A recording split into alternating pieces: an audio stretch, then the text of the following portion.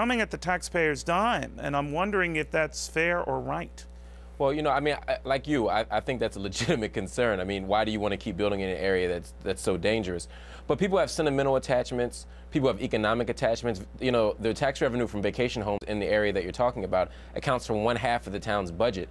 And if we were to dissuade people from rebuilding, that whole local economy could collapse. There are everyday people, middle-class people and working-class people whose lives are attached to that revenue. And that's no doubt, Mark. No, I don't doubt a word you're saying. But you're talking about revenue that would be generated in that local area, and you're forcing someone who lives thousands of miles away to foot the bill to maintain that revenue. Now, people who don't live there, who feel great empathy for what's going on, might say once, twice, thrice, maybe. 17 times, maybe not. Well, that's a legitimate critique. Here's what I would say, though. I'd say, one, it doesn't just affect the people locally. You know, beaches and beachfront property are the #1 tourist attraction for people around the nation. So shutting down these places wouldn't just affect people locally, it would affect people around. Mark, are you looking at this? I know it's hard to view. These homes are built in a sliver of land, some of which are only about a few feet from the ocean.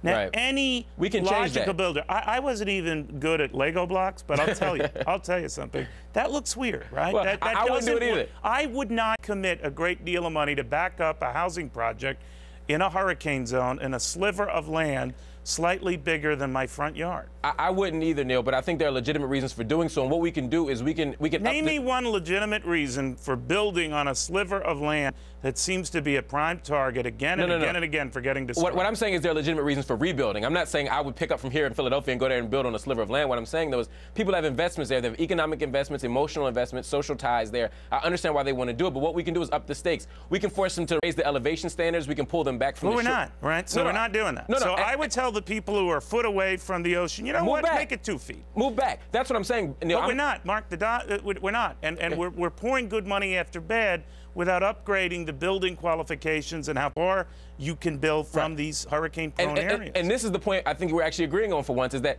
I think we can pull them back from the shoreline and raise elevation, but I don't think we should stop them from rebuilding, and that's my point. And we have to keep supporting it. But as all things being equal right now, as we look at these flooded areas, now these are an exception. You know, this is a bit of an anomaly, but when the federal government steps in and commits money again and again and again in a vulnerable area where the area rebuilds exactly as it built before, should you as a taxpayer say, you know what, I don't think so?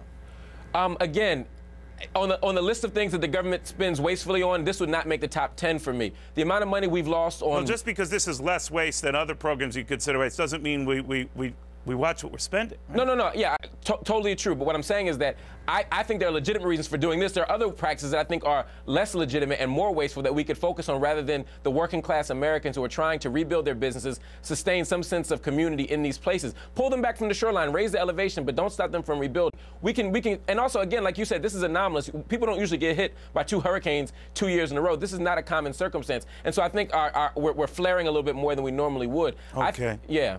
All right, Mark. Good having you again. Always a pleasure. We agreed, basically, I think. All right, Marc Lamont Hill in Philadelphia.